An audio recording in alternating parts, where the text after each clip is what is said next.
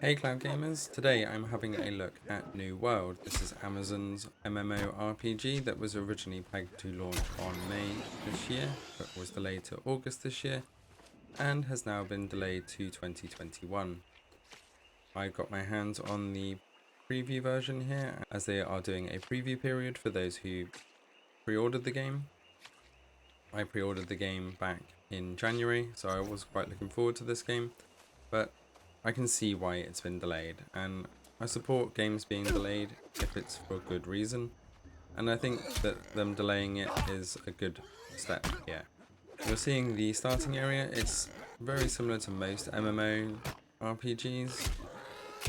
You have your skill trees, you have to go here, kill certain things.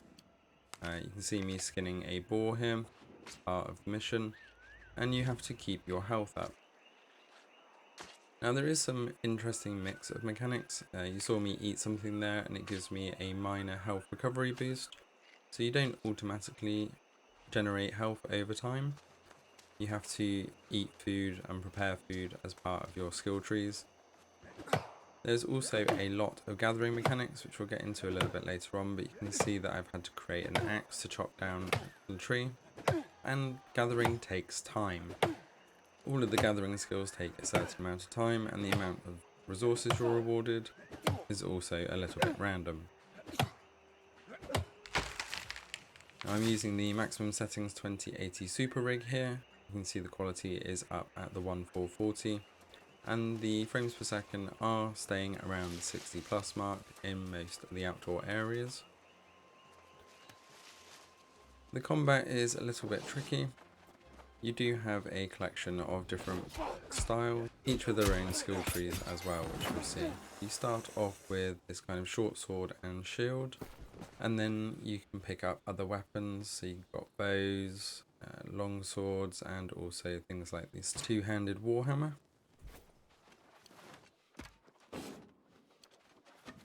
Obviously, being a two-handed weapon is a lot slower, but a lot more powerful than the one-handed sword.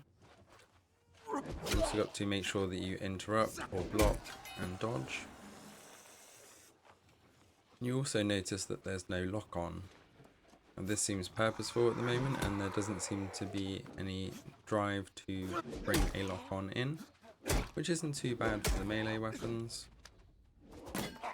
However, when it comes to the ranged weapons like the bow and arrow, it can make aiming and hitting your target extremely difficult, as you will see here. As I switch to the bow, also to make sure that you have ammo, but aiming and hitting a moving target is not the easiest thing in the world, and they can close that distance and get your melee on you very quickly.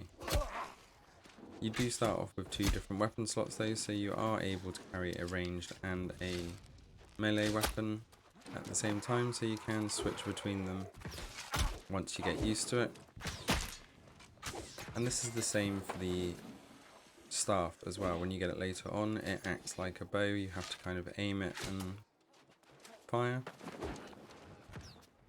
So you don't get a huge advantage using the staff unless you track your targets and also manage to get them pinned.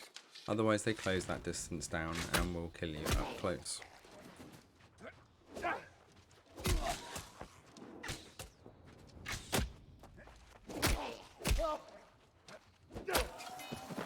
As we go into the first town here, you can see that graphically it is a beautiful game. The lighting and the sound effects are very good. You can hear people chopping down trees and mining stones.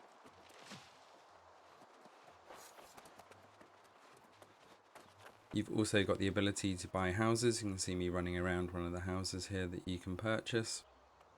The reason for this is unclear at this stage. Maybe it is just for the stature point of view. But you can also see that once you're in town, because of that increase of players and other things, that the frames per second are dropping somewhat. You have the trading house here that is all player traded weapons. I haven't found a merchant for weapons, so it seems like all the weapons have to be obtained or traded or swapped with other players, which will make for an interesting economy. They have these territory areas. I started with a friend and we actually got dropped into 2 different territories, over 3 kilometers apart. For each of your areas you get these kind of standing rewards. So for the area that you have, you can build your reputation, and then you can pick perks while you're in those areas. Things like boost to the standing reputation, boost to experience points, reduction in taxes on purchases, and crafting. The crafting mechanics are also quite broad. You've got all your different types here, so from leather, stone, iron, so you've got smelting, tanning, and all of the others. You've also got your skill tree here, where you've got strength, dexterity, intelligence, focus, and constitution for your character bonuses.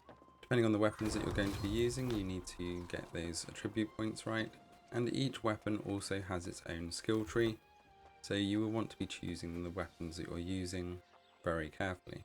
The more you use a weapon and the more kills you get, the more points you get for that particular weapon, as well as your character. Graphically, this game is absolutely fantastic, and it does still need some further optimization. You can see those kind of stutters as you're running around in the tap, with those big drops. But for the 2080 to be holding over 60 frames per second in most cases is good to see. But still seeing it drop down into the 40s means that it does need some more optimization here.